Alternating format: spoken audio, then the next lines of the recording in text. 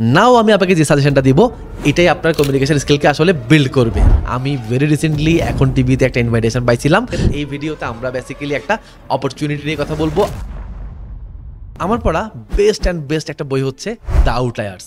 এই বইটা লিখছেন ম্যালকম গ্ল্যাডওয়েল নামের এক ভদ্রলোক। তিনি বইটা শুরুই করছেন এভাবে, এই পৃথিবীতে যারা সাকসেসফুল হয় অথবা বড় হয় তারা কেউ আসলে টাকা পয়সার জন্য হয় না, কোনো মাইন্ডসেটের জন্য হয় না, কোনো পড়াশোনার জন্য হয় না, কোনো স্কিলের জন্য হয় না।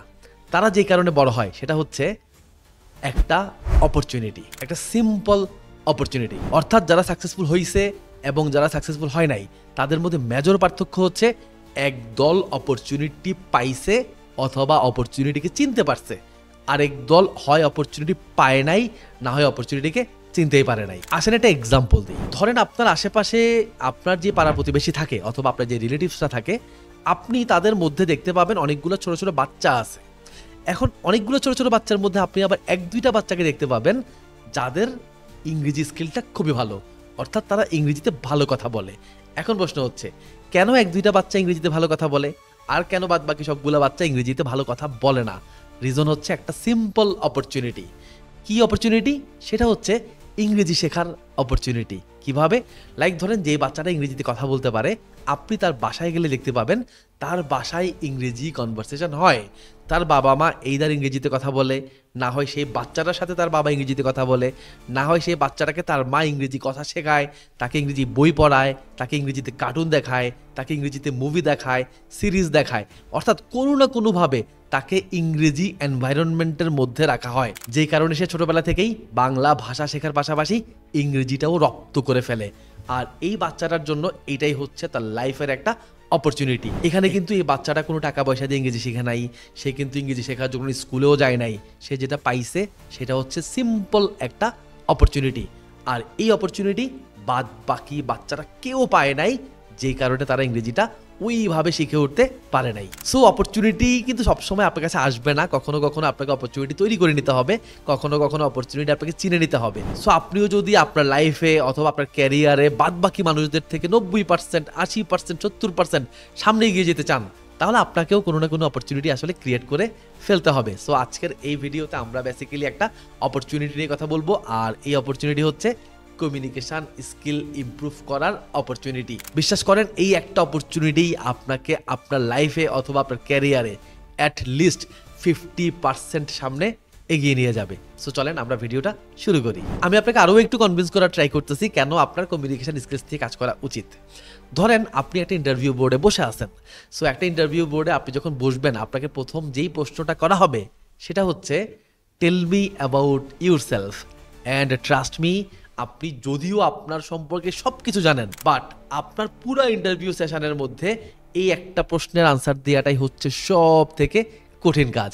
আর এই কঠিন কাজটা খুব সহজভাবে করতে পারে কারা জানেন? যাদের কমিউনিকেশন স্কিলস অনেক ভালো। আর যাদের কমিউনিকেশন স্কিলস ভালো না তারা মোটেও ভালোভাবে এই প্রশ্নটার আনসার দিতে পারে না। অ্যান্ড ট্রাস্ট মি, এই একটা প্রশ্নের আনসারের উপর বেস করে রিক্রুটমেন্টরা কিন্তু ডিসিশন নিয়ে ফেলে তারা আপনাকে নিয়ে এই ইন্টারভিউ বোর্ডের সামনে আগাবে নাকি আগাবে না। কারণ এই একটা প্রশ্নের আনসার থেকে জানা যায় আপনি কত ভালো কমিউনিকেটর, আপনি কত ভালো স্টোরি টেলার এবং আপনি কতটা কনফিডেন্ট। যেহেতু আমাদের দেশে সাপ্লাই অ্যান্ড ডিমান্ডের একটা বড় মিসম্যাচ আছে, অর্থাৎ প্রত্যেকটা কোম্পানিতেই কিন্তু ডিমান্ড আছে। আমরা যখন একটা এমপ্লয়ি হায়ার করব আমরা ভালো কমিউনিকেটর দেখে হায়ার করব, বাট সেই পরিমাণ সাপ্লাই কিন্তু আমাদের দেশে নাই। এখন যেখানে ভালো ডিমান্ড আছে কিন্তু সাপ্লাই নাই, সেইখানেই কিন্তু অপরচুনিটি আছে। সো আমার মনে হয় আপনার এই অপরচুনিটি গ্র্যাব করা উচিত এবং আপনার নিজের কমিউনিকেশন স্কিল নিয়ে কাজ করা উচিত, সো দ্যাট আপনি ডিমান্ড মিট করতে পারেন এবং ভালো অপরচুনিটি পান। কমিউনিকেশন স্কিল যে শুধু জবের সাথে কানেক্টেড ব্যাপারটা কিন্তু এমন না।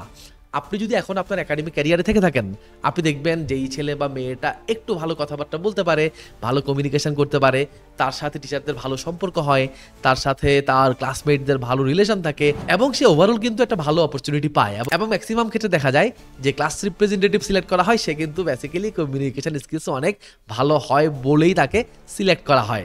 আর জবের কথা তো বললামই, আপনি ইন্টারভিউ বোর্ডটা ক্র্যাক করতে হলেও আপনাকে কিন্তু ভালো কমিউনিকেটর হতে হবে, বিকজ আপনার হয়তো অনেক নলেজ আছে, বাট আপনি যদি সেই নলেজগুলো কমিউনিকেটই করতে না পারেন, তাহলে আপনি কখনোই আপনার রিক্রুটারকে বোঝাইতে পারবেন না আপনার যে ভালো নলেজ আছে। আর পরে ক্যারিয়ারে গেলে আপনার ওভারঅল কমিউনিকেশন স্কিল তো ভালো থাকা লাগবেই, বিকজ আপনার ক্লায়েন্ট ডিল করতে হবে, আপনার কলিগ ডিল করতে হবে, অনেক কনফ্লিকশন ডিল করতে হবে, আপনার বসকে ম্যানেজ করতে হবে। সো আপনার কমিউনিকেশন স্কিলসটা যদি ভালো না হয়, তাহলে আপনি হয়তো ক্যারিয়ারের পরের স্টেজে গিয়েও কিছুটা স্ট্রাগল করতে পারেন। আবার দেখেন, আপনি যখন একটা বিজনেস করতেছেন, লাইক ধরেন আমি নিজে একজন এন্টারপ্রেনার, সো আমরা যখন একটা বিজনেস ডিল করি, আমরা বেসিক্যালি একজন সেলসম্যান হিসেবেই কাজ করি।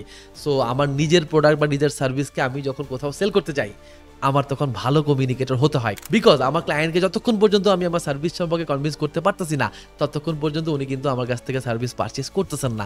আবার দেখেন, উনি আমার কাছ থেকে সার্ভিস পারচেস যদি করেও ফেলেন, আমাকে কিন্তু ওনাকে প্রত্যেক মাসে রিটেইন করাতে হচ্ছে, আর প্রত্যেক মাসে ওনাকে রিটেইন করানোর জন্য আমাকে ওনার সাথে ভালোভাবে কমিউনিকেট করতে হচ্ছে। So communication skill is too much important. আপনি যেহেতু আমার ভিডিও এখনো দেখতেছেন, আমি ধরে নিচ্ছি আপনার কমিউনিকেশন স্কিলসে কিছুটা দুর্বলতা আছে। সো এখন আপনি হয়তো ডিসিশন নিলেন যে আমি আজকে থেকেই আমার কমিউনিকেশন স্কিল নিয়ে কাজ করা শুরু করব। এখন আপনি আমাকে জিজ্ঞাসা করতে পারেন, তাহলে আমার পরের স্টেপটা কি হওয়া উচিত? দেখেন, আমি আপনাকে একটু অন্যভাবে বোঝাই। ধরেন আপনি ক্রিকেট খেলা শুরু করতে চাচ্ছেন, অথবা আপনি একজন ভালো প্লেয়ার হতে চাচ্ছেন, অথবা আপনি একজন ভালো ব্যাটসম্যান হতে চাচ্ছেন। এখন আপনার কি করতে হবে? ডেফিনেটলি আপনাকে মাঠে নামতে হবে, মাঠে নেমে ক্রিকেট খেলা প্র্যাকটিস করতে হবে। এক্স্যাক্টলি, আপনি যদি একজন ভালো কমিউনিকেটর হতে চান, সিম্পলি আপনাকে মাঠে নামতে হবে এবং কথা বলা শুরু করতে হবে। That's it. ভালো কমিউনিকেশন স্কিল ইমপ্রুভ করার একদম মূল শর্ত যেটা, সেটা হচ্ছে আপনাকে কথা বলা শুরু করতে হবে। এখন আপনি চাইলে আমার এই ভিডিওটা পজ করতে পারেন এবং পজ করে আপনার বামে ডানে একটু দেখতে পারেন যে আপনি কোনো আননোন মানুষকে দেখতে পাচ্ছেন কিনা। আপনি যদি কোনো আননোন মানুষকে দেখতে পান, তাহলে আপনি তাকে গিয়ে একটা হ্যালো বলতে পারেন, তাকে একটা সালাম দিতে পারেন, অথবা তাকে একটা কোয়েশ্চেন করতে পারেন। এখন এই ফার্স্ট পয়েন্টেই না আমরা আটকে যাই, আমরা কনভারসেশন শুরু করতে পারি না, আমরা প্রথমে গিয়ে তাকে কি বলবো বুঝতে পারি না, সে কি মনে করবে, এরকম নানা ধরনের চিন্তাভাবনা বেসিক্যালি আমাদেরকে ভালো কমিউনিকেটর হতে বাধা দেয়। এখন দেখেন, আপনি যখন একটা মানুষকে হ্যালো বললেন বা সালাম বললেন অথবা কোনো একটা প্রশ্ন করলেন, বড় থেকে বড় কি হতে পারে আপনার সাথে? সে হয়তো আপনার সালামের উত্তর না নিতে পারে, সে হয়তো আপনাকে ইন রিটার্ন হ্যালো নাও বলতে পারে, অথবা আপনি তাকে যে প্রশ্নটা করছেন সে হয়তো সেই প্রশ্নের আনসার নাও দিতে পারে। দিল না, এতে কি যায় আসে? কিচ্ছু যায় আসে না। সো আপনি ফিল করেন যে এই মানুষটা আমাকে যদি ইগনোরও করে, আমার কিচ্ছু যায় আসে না। আসেন আপনাকে একটা ট্রিক শিখাই এবং একটা মজার ঘটনাও শোনাই।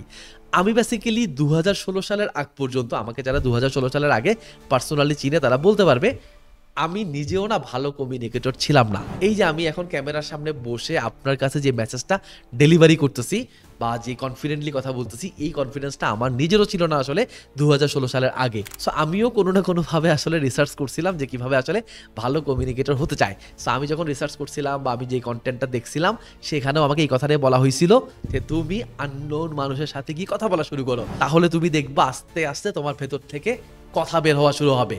সো আমি যেটা করতাম সেটা হচ্ছে, আমি র্যান্ডমলি রাস্তাঘাটে হাঁটাহাঁটি করতাম, অ্যান্ড যার হাতে ঘড়ি দেখতাম তাকে জিজ্ঞাসা করতাম, ভাইয়া কয়টা বাজে? সিম্পল, একদম সিম্পল, একদম সিম্পল। মানে যেখানেই যাইতাম, যার হাতে আমি ঘড়ি দেখতাম জাস্ট জিজ্ঞাসা করতাম, আচ্ছা ভাই কয়টা বাজে, ভাই কয়টা বাজে। একদম সিম্পল একটা ট্রিক্স। সো আপনিও চাইলে এটা ট্রাই করতে পারেন। আপনি 1 সপ্তাহ 2 সপ্তাহ বা 3 সপ্তাহ ট্রাই করে দেখেন। র্যান্ডম, একদম র্যান্ডম। আপনি বাসে উঠছেন, আপনার পাশের মানুষকে জিজ্ঞাসা করেন, ভাইয়া কয়টা বাজে। আপনি আপনার ভার্সিটিতে ঢুকতেছেন, একটা দারোয়ান মামাকে দেখছেন, জিজ্ঞাসা করেন, মামা কয়টা বাজে। একটা র্যান্ডম লোক একটাকে দেখছেন, তাকে জিজ্ঞাসা করেন, ভাই কয়টা বাজে। এই যে আইস ব্রেকিংটা, মানে আপনি কিছু একটা শুরু করছেন, এই যে আইস ব্রেকিংটা, এটা আপনাকে কনফিডেন্ট হতে হেল্প করবে। আমি জানি জিনিসটা একটু উদ্ভট, বাট উদ্ভট হলেও এটা আমার জন্য কাজ করছিল, আপনার জন্য কাজ করবে। আপনি শুরু করতে পারেন। এই যে আমি একটু আগে আইস ব্রেকিং নামে একটা টার্ম উচ্চারণ করলাম, এই আইস ব্রেকিং টার্মটা একটা খুব ইন্টারেস্টিং জিনিস। ধরেন আপনি একটা রুমে 3 জন মানুষকে নিয়ে আসলেন বা 10 জন মানুষকে নিয়ে আসলেন। সো এই 10 জন মানুষকে আপনি দেখবেন তারা আসলে কেউ কাউকে চেনে না। সো তারা যেহেতু কেউ কাউকে চেনে না, আপনি ম্যাক্সিমাম ক্ষেত্রে দেখবেন কেউ কারোর সাথে কথা বলতেছে না।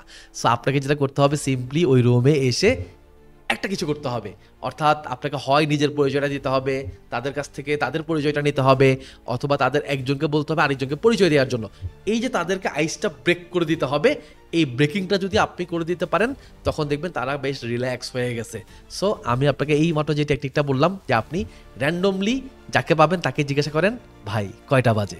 এটা হবে আপনার লাইফের জন্য একটা আইস ব্রেকিং সেশন এটা আপনাকে কনফিডেন্ট করবে, এটা আপনাকে সামনে গিয়ে কথা বলতে হেল্প করবে এবং এটা আপনাকে ফার্স্ট অ্যাপ্রোচ করতে অনেক অনেক সাহায্য করবে। আই হোপ আপনি আপনার আইস ব্রেকিং সেশন শুরু করে দিচ্ছেন অথবা দিবেন। এরপর আমি আপনাকে যেটা সাজেস্ট করবো সেটা হচ্ছে সিম্পলি ক্যামেরার সামনে কথা বলতে। অনেকে বলে আয়নার সামনে দাঁড়িয়ে কথা বলতে, বাট আমি আপনাকে সাজেস্ট করবো ক্যামেরার সামনে দাঁড়িয়ে কথা বলতে। আপনি সিম্পলি আপনার ফ্রন্ট ক্যামেরাটা অন করেন, ক্যামেরায় ভিডিও রেকর্ড দেন অ্যান্ড একটা স্পেসিফিক টপিক নিয়ে কথা বলা শুরু করেন। দেখেন আমাদের কনফিডেন্স কোথা থেকে আসে আর কনফিডেন্স কোথা থেকে চলে যায়।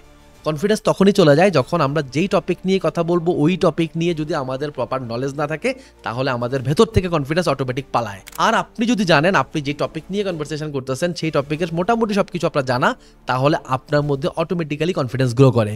সো শুরুতেই আমি আপনাকে বলবো আপনি এমন একটা টপিক সিলেক্ট করেন যেটা সম্পর্কে আপনি নিজে জানেন এবং আপনার ভালো নলেজ আছে। সো সিম্পলি আপনি সেই টপিকটাকে ক্যামেরার সামনে বসে রেকর্ড করা শুরু করেন। এতে আপনার অনেকগুলা বেনিফিট হবে। নাম্বার 1 বেনিফিট হচ্ছে আপনার কথা বলা প্র্যাকটিসটা শুরু হবে। নাম্বার 2 হচ্ছে কথা কিভাবে বলতে হয়, অর্থাৎ কথা বলতে গিয়ে যে প্যাটার্ন চিন্তা করতে হয় এটা আপনার ব্রেইন ইউজ টু হয়ে যাবে। অ্যান্ড নাম্বার 3 হচ্ছে আপনি প্রথম দিন কথা বলে যেই রেকর্ডটা রাখবেন আপনি 15 দিন পর কম্পেয়ার করতে পারবেন যে আপনার প্রথম দিনের সাথে 15 দিনের কথা বলার প্যাটার্নে কোনো চেঞ্জ আসছে কিনা বা আপনার কনফিডেন্সে কোনো পরিবর্তন আসছে কিনা। এখন আপনি হয়তো বলতে পারেন ভাই এটা কি আসলেই বোঝা সম্ভব কিনা। আসেন আমি আপনাকে একটা ইন্টারেস্টিং জিনিস দেখাই। আমি খুব সম্ভবত 2017-18 দিকে মানে আমি আমাকে নিয়ে কাজ করা শুরু করছিলাম, আমার কমিউনিকেশন স্কিল নিয়ে কাজ করা শুরু করছিলাম এবং এভাবে ক্যামেরার সামনে কথা বলা শুরু করছিলাম। এবং 17-18 কিংবা আমি 19-এর দিকেও হতে পারে, আমার মনে নেই এক্স্যাক্টলি, আমি একটা ভিডিও আমার ফেসবুকে পোস্ট করছিলাম। সো ওটা বলতে পারেন আমার পোস্ট করার প্রথম ভিডিও কন্টেন্টও আপনি বলতে পারেন। সো আমি একটা টপিক নিয়ে বেসিক্যালি কথা বলছিলাম, রেকর্ড করছিলাম এবং ফেসবুকে পোস্টও করছিলাম। খুব সম্ভবত ওই ভিডিওটা এখনও আমার ফেসবুকে আছে। আমি ট্রাই করবো আমার এই ভিডিওতে ওই ভিডিওর একটা অংশ অ্যাড করে দেওয়ার।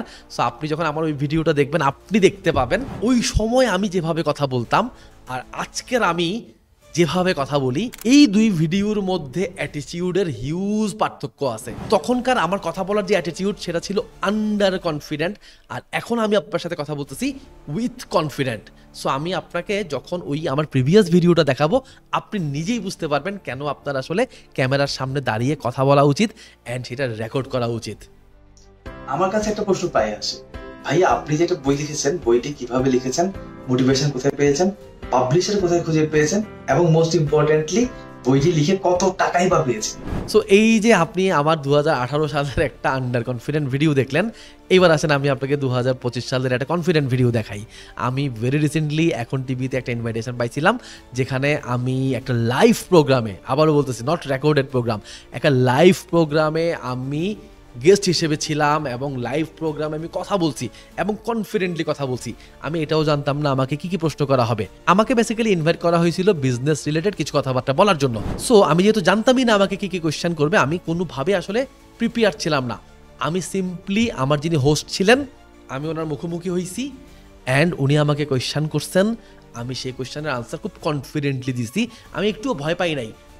আপনি বিশ্বাস করবেন না, আমি এখন টিভির সেটে যখন গেছি এই সেটটা এত বড় এবং চারপাশে এত ক্যামেরা, এত লাইট, বিশ্বাস করেন আপনার যদি কমিউনিকেশন স্কিলে ঘাটতি থাকে আপনি লিটারেলি কাঁপাকাঁপি শুরু করতেন ওই সেটের ভেতরে। বাট আমি খুব কনফিডেন্ট ছিলাম, খুব কনফিডেন্টলি আমি পুরো ইন্টারভিউটা ফেস করছি অ্যান্ড কনফিডেন্টলি আনসার দিয়ে সেই ইন্টারভিউ, এটাকে আমি ইন্টারভিউ বোর্ডেই বলতেছি, সেই ইন্টারভিউ বোর্ড থেকে বের হয়ে আসছি। So this is the power of communication skills. এবং আপনি চাইলে আপনার ওই ভিডিওগুলো ইউটিউবে পাবলিশ করে রাখতে পারেন, তবে 100% কনফার্ম করবেন প্রত্যেকটা ভিডিও যেন প্রাইভেট করা থাকে। আপনি প্রত্যেক দিন একটা ভিডিও রেকর্ড করেন, প্রত্যেক দিন ইউটিউবে আপলোড দেন এবং প্রাইভেট করে রাখেন। সো আপনি নিজেই দেখতে পাবেন 2 থেকে 3 মাস পরে গিয়ে আপনার মধ্যে একটা কনফিডেন্স গ্রো করতেছে। এখানে কনফিডেন্সটা গ্রো করে কোথা থেকে আমি বলি, আপনি আজকে যে ভিডিওটা পাবলিশ করবেন আপনি আগামীকালকে দেখলে বুঝবেন না আপনার প্রবলেম কোথায়, বাট 15 দিন প্র্যাকটিস করার পর আপনি 15তম গিয়ে দেখতে পারবেন প্রথম দিনের ভিডিওটা আপনার কাছে একটু বাচ্চা সুলভ মনে হবে। এটা অনেকটা এরকম, আপনি আপনার ছোটবেলার ছবি দেখেন আপনার কাছে হাসি পাবে, তাই না? ইভেন আপনি আমার কথা বাদ দেন, আপনার কথা বাদ দেন, আপনি পুরো পৃথিবী থেকে একজন ভালো নায়ককে তুলে নেন, একজন হিরোকে তুলে নেন, আপনি সেই হিরোর ছোটবেলার ছবি দেখেন আপনার কাছে একটু হাসি হাসি পাবে, আরে তো ছোটবেলায় কেমন ছিল। সো জিনিসটা এমনই, মানুষ আস্তে আস্তে আস্তে আস্তে ম্যাচিউর হয়। সো আপনি যখন কথা বলা শুরু করবেন আপনার মধ্যে এই ম্যাচিউরিটি আসা শুরু করবে। আপনি 15 দিন পর গিয়ে হাসবেন, ওহো আমি প্রথম দিন কেমন কথা বলছি এটা, এবার আপনি বুঝতে পারবেন আপনার ভুলগুলো কোথায়। আপনি 15তম দিনে গিয়ে সেটা কারেকশন করতে পারবেন। আবার আপনি যখন এই জিনিসটা কন্টিনিউ করতে করতে 45তম দিনে যাবেন, 45তম দিনে গিয়ে আপনার প্রথম দিনের কথাবার্তা আপনার কাছে তো হাস্যকর লাগবেই, পাশাপাশি আপনি দেখবেন 15তম দিনের কথাবার্তাও আপনার কাছে হাস্যকর লাগতেছে। সো আপনি এখান থেকে নিজের ভুলগুলো খুঁজে বের করবেন যে কেন হাস্যকর লাগতেছে। আপনি দেখবেন যে আপনার মুখে স্মাইল নাই, যাই ধরেন আমি এখন কথা বলতেছি, আমি কিন্তু মনের অগোচরেই আমার মুখে স্মাইল থাকে, আমি কিন্তু সবসময় কথা বলার সময় একটা স্মাইল রাখার ট্রাই করি, আমি ক্যামেরার দিকে তাকিয়ে থাকি।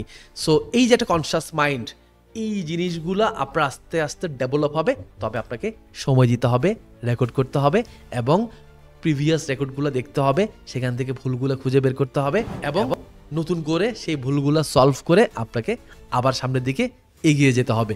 আমি আপনাকে মোটামুটি কনফিডেন্স দিচ্ছি, আপনি যদি এভাবে 3 থেকে 4টা মাস আপনাকে নিয়ে কাজ করেন তাহলে আপনার মনের ভেতরের ভয়গুলো কাটবে এবং কনফিডেন্সটা গ্রো করবে।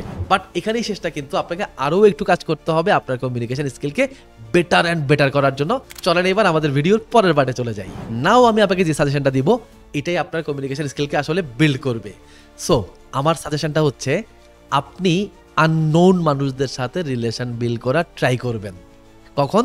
3-4-5 মাস ক্যামেরার সামনে কথা বলার পর আপনার যখন একটা কনফিডেন্স আসবে যে হ্যাঁ আমি আননোন মানুষকে ডিল করতে পারবো, তখন গিয়ে আপনি ট্রাই করবেন বিভিন্ন ধরনের আননোন মানুষদের সাথে কমিউনিকেট করার। সেটা আমি জানি না আপনি কিভাবে করবেন, বাট একটা অপশন হতে পারে, আপনি আপনার ফেসবুক প্রোফাইলে গেলে হয়তো দেখতে পাবেন কিছু আননোন মানুষ আছে যাদের সাথে আপনার হয়তো ফেসবুক ফ্রেন্ডশিপ আছে বাট কখনো দেখা হয় নাই।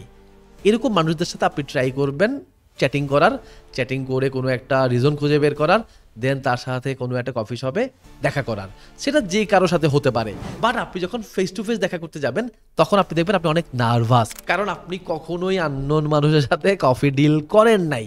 সো এখানে আমার সাজেশনটা হচ্ছে আপনি ওই আননোন মানুষের সাথে দেখা করতে আসবেন, কফি খাবেন, বাট কথাবার্তা একটু কম বলবেন। যেহেতু আপনি এখন আন্ডার কনফিডেন্ট, আপনি কথাবার্তা একটু কম বলার ট্রাই করবেন।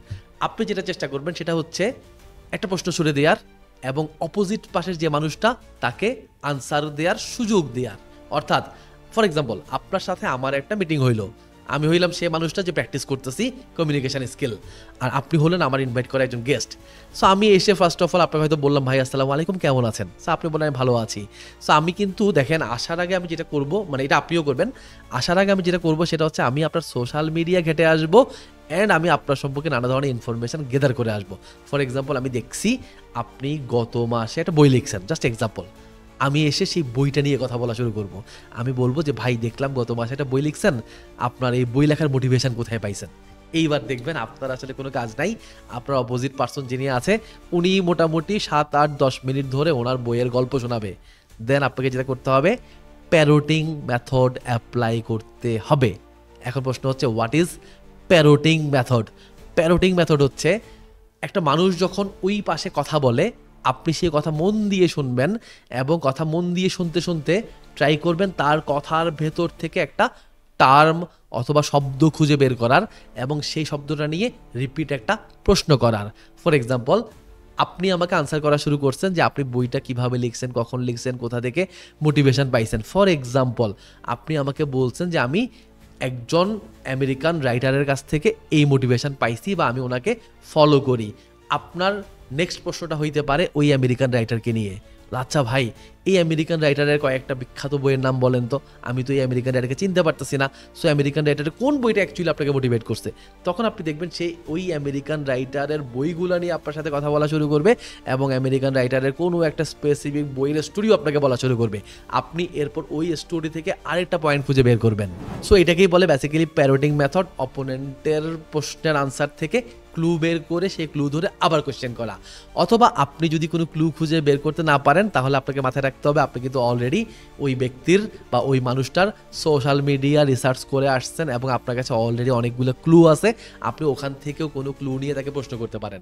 So point is very simple, আপনি চেষ্টা করবেন একটু কম কথা বলে তাকে বেশি কথা বলার সুযোগ করে দিয়া এইভাবে আপনি 10টা মিটিং করেন, 15টা মিটিং করেন, 20টা মিটিং করেন, আমার মনে হয় এতগুলো মিটিং আসার দরকার নাই, আপনি 5টা মিটিং করেন। সো আপনি আননোন মানুষদের সাথে 5টা মিটিং করলে আপনার যে কনফিডেন্স গ্রো করবে। দেখেন দিন শেষে আমরা কি বলতেছি, একটা ইন্টারভিউ বোর্ড ক্র্যাক করার কথা বলতেছি, অর্থাৎ একজন আননোন মানুষকে ডিল করার কথা বলতেছি, একটা বিজনেস ডিল ক্লোজ করার কথা বলতেছি, এখানেও একজন আননোন মানুষকে ডিল করার কথা বলতেছি। সো আপনি যদি এইভাবে 5-10 জন আননোন মানুষকে ডিল করা শিখে যান, আপনি যদি তাদের সাথে কমিউনিকেশন করা শিখে যান, সো আমার ধারণা আপনি যদি নিজের আইস ব্রেকিংটা করতে পারেন, অর্থাৎ কথাটা শুরু করতে পারেন, আপনি যদি ক্যামেরায় নিজেকে অনেক দিন ধরে অবজার্ভ করতে পারেন এবং আপনি আননোন মানুষগুলোকে ডিল করা শিখে যাইতে পারেন, আপনার কমিউনিকেশন স্কিলসে হিউজ একটা ইমপ্রুভমেন্ট আসবে। এখন আপনার কমিউনিকেশন স্কিল নিয়ে আপনি যদি কাজ করতে চান, আপনাকে একটা কাজই করতে হবে, সেটা হচ্ছে কথা বলা শুরু করতে হবে।